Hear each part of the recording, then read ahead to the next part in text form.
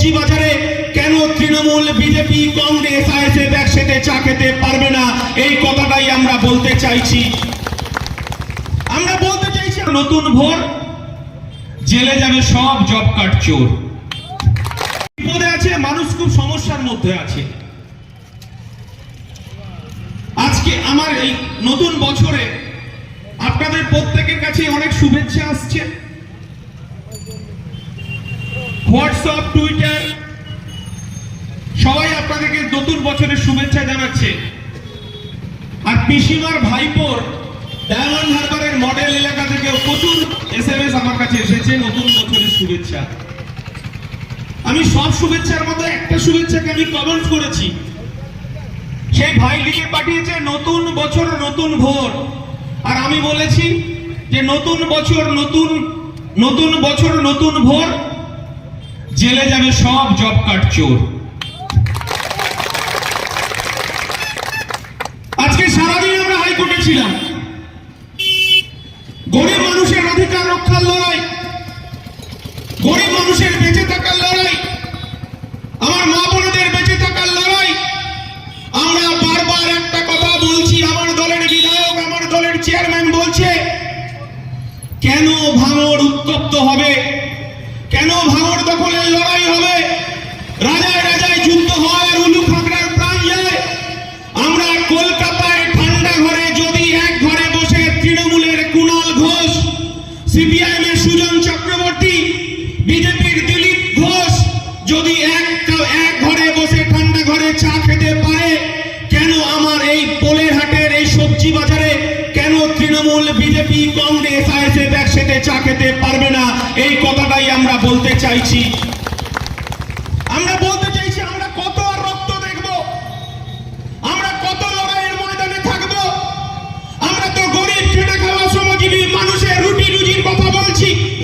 আমরা বলছি গরিব মানুষের অধিকার পুনঃপ্রতিষ্ঠা হোক, গরিব মানুষ তার অধিকার ফিরে পাক, এবং আমার বেকার যুবক যুবতীরা, ভাইরা যারা শিক্ষিত, তাদের অধিকার ফেরত পাক।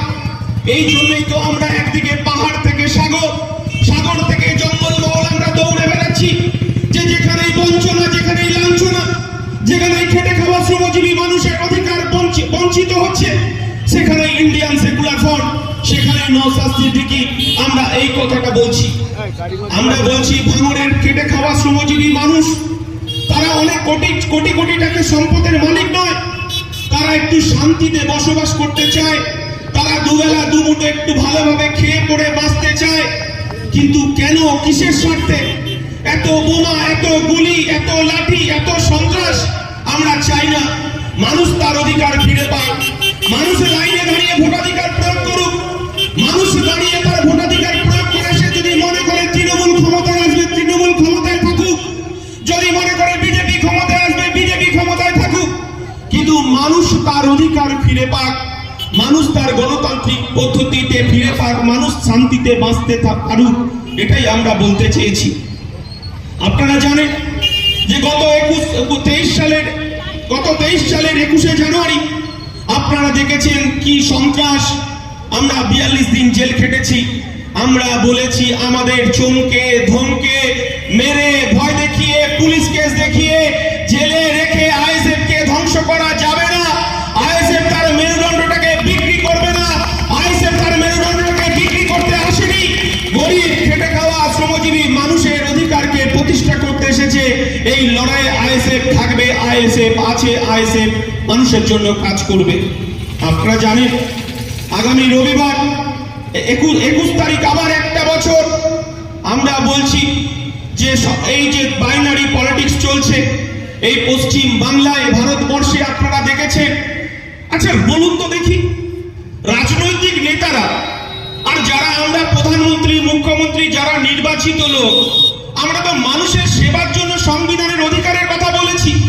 সংবিধানের অধিকারকে সামনে রেখে গরিব খেটে খাওয়া শ্রমজীবী মানুষ, এই ভারতবর্ষের সমস্ত ধর্মের, সমস্ত বর্ণের সমস্ত মানুষকে আমরা সুখে শান্তিতে তার পরিষেবা দেওয়ার জন্য সেবক হিসেবে কাজ করতে এসেছি।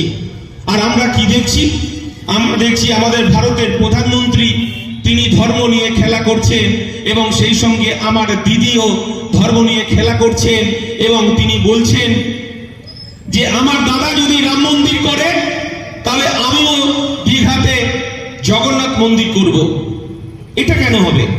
এটা তো রাজনৈতিক নেতাদের, মুখ্যমন্ত্রীর, প্রধানমন্ত্রীর কাজ নয়, কিন্তু এটা তো কাজ ধর্মগুরুরা, ধর্মযাজকরা। তারা বলবে ধর্মের কথা, তারা বলবে মন্দিরের কথা, তারা বলবে মসজিদের কথা। কিন্তু আমরা দেখছি একটা ভয়ঙ্কর শক্তি এই ভারতবর্ষে মাথাচাড়া দিয়ে উঠেছে। আমরা দেখছি ভারতবর্ষটাকে আবার দুভাগে ভাগ করা হচ্ছে। আমরা দেখেছি কংগ্রেস ভারতবর্ষটাকে দুভাগে ভাগ করে গেছে, একদিকে বড় লোকের ভারতবর্ষ, একদিকে গরিব লোকের ভারতবর্ষ। আমরা স্বাধীনতার পর থেকে কংগ্রেসকে দেখেছি, আর এই সাম্প্রদায়িক বিজেপিকেও দেখছি, তারা ধর্ম নিয়ে মাতামাতি করছে। আমরা ইন্ডিয়ান সেকুলার ফ্রন্ট বলছি, মোরা এক বৃন্দে দুইটি কুসুম, হিন্দু মুসলমান, মুসলিম তার নয়নমণি, হিন্দু তাহার প্রাণ। আমরা ইন্ডিয়ান সেকুলার ফ্রন্ট বলছি, আমার মুসলমান ভাইরা মাথায় টুপি পরে মসজিদে গিয়ে নামাজ পড়বে, আমার হিন্দু ভাইরা, আমার হিন্দু বোনেরা মন্দিরে গিয়ে পুজো করবে, ঘন্টা বাজাবে। আমার আদিবাসী ভাইরা তারা জল জমি জঙ্গলের অধিকারের কথা বলবে, তারা টুসু পুজো করবে, করণ পুজো করবে, তারা জল জমি জঙ্গলের অধিকার নিয়ে রাস্তায় থেকে লড়াই করবে। আমার মতুয়া ভাইরা তারা হরিচাঁদ গুরুচাঁদ ঠাকুরের পুজো করবে, আর আমার খ্রিস্টান ভাইরা তারা গির্জায় গিয়ে প্রার্থনা করবে। আমরা এই ভারতবর্ষ দেখতে চাই। আব্বাস সিদ্দিকী আমাদেরকে সেই শিক্ষা দিয়েছে। আমরা বলছি যে আমরা যদি 22 তারিখে যদি রাম মন্দিরের উদ্বোধন হয়, এটা একটা ভারতবর্ষের হিন্দুদের যে ধর্মীয় ভাবাবে, কিন্তু আমরা কি দেখছি? মাননীয় মুখ্যমন্ত্রী মমতা বন্দ্যোপাধ্যায় পশ্চিমবঙ্গকে আবার উত্তপ্ত করার চেষ্টা করছে। আবার তিনি বলছেন 22 তারিখে এই শোভাযাত্রা বার করব। আমরা ইন্ডিয়ান সেকুলার ফ্রন্ট বলছি, ভারতবর্ষের সাম্প্রদায়িক সম্প্রীতিকে রক্ষা করতে হবে। 1992 সালে যখন ভারতবর্ষের উত্তরপ্রদেশের বাবরি মসজিদ ধ্বংস হয়েছিল, যারা ধ্বংস করেছিল বাবরি মসজিদকে, আমরা দেখেছি এই লালকৃষ্ণ আদবানি, আমরা দেখেছি এই নরেন্দ্র মোদী, অটল বিহারী বাজপেয়ী, আমরা দেখেছি মহানা ভাগবত, আমরা দেখেছি বাবরি মসজিদকে ভারতবর্ষের ইতিহাস, ভারতবর্ষের সংস্কৃতি, ভারতবর্ষের গণতন্ত্রকে নষ্ট হতে দেখেছি। কিন্তু আমরা সেই মুখ্যমন্ত্রীকে দেখেছি এই পশ্চিম বাংলায় যখন তিনি হিজাব পরে, যখন তিনি বোরখা পরে নামাজ পড়েন, যখন তিনি ইফতার মজলিসে অংশগ্রহণ করেন,